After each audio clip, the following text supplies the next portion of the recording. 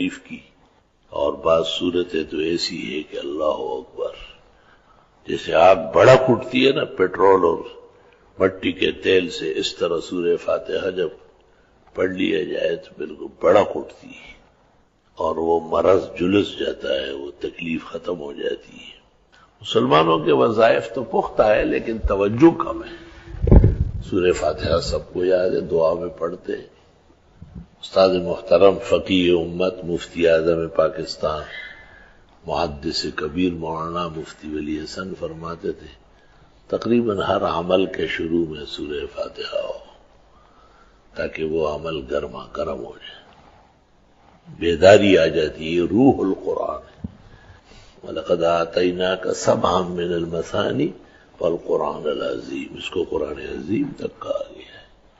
پھر یہ اعمال جب آدمی کے پختہ ہو تو اسے اطمینان بڑھتا ہے، اور جو اپنے اعمال کو پختہ کرے تو اس میں ناغہ نہ کرے۔ وہ فلاں بزرگ بسم اللہ کا عامل ہے، امام ابو یوسف کے بارے میں ہے کہ وہ بسم اللہ الرحمن الرحیم کے عامل تھے، بہت بڑے، بندے ہوئے کو کھولتے تھے، کھلے ہوئے کو باندھ لیتے تھے۔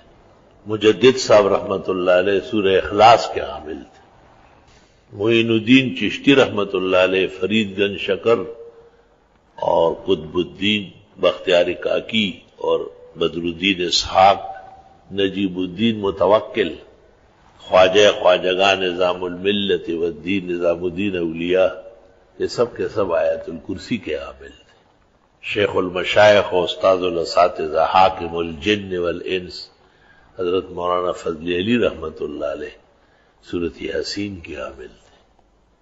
بعض حضرات عصر سے مغرب تک سورہ مزمل پڑھتے ہیں 41 مرتبہ اور ناغہ نہیں کرتے، کہتے ہیں اگر گھر میں میت بھی پڑی ہے نا تب بھی عمل جاری رہے گا، تب جا کے اثرات ہوتے ہیں۔ اثرات کی ایک لڑی لگ جاتی ہے ایسی، جب آپ ایک دن ناغہ کرتے ہو ٹوٹ جاتا ہے، ختم ہو جاتا ہے، کل دوبارہ لگانے میں آسان نہیں۔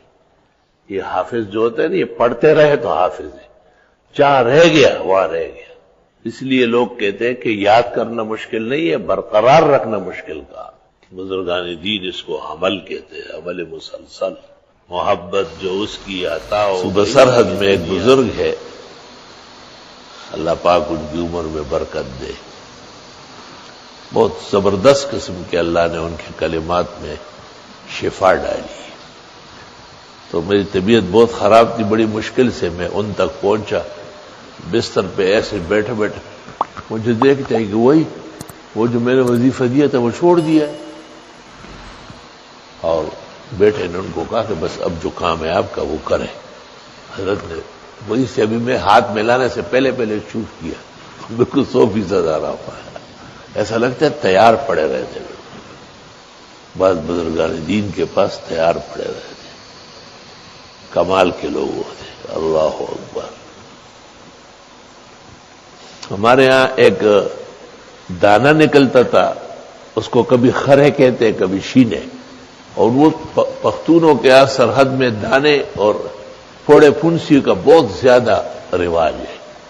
خدا تعالیٰ نے کراچی پر جو احسانات کیے ہیں ان میں ایک یہ بھی یاد دانے وانے میں نے 40 سال میں نہیں دیکھے۔ وہاں ہر گھر میں 1-2 آدمی بیمار ہوں گے، وہی بس یہ ہوگا۔ تو میرے بھی ایک ہاتھ پہ جو ہے نا ادھر انگلی پہ وہ دانہ نکلا تھا،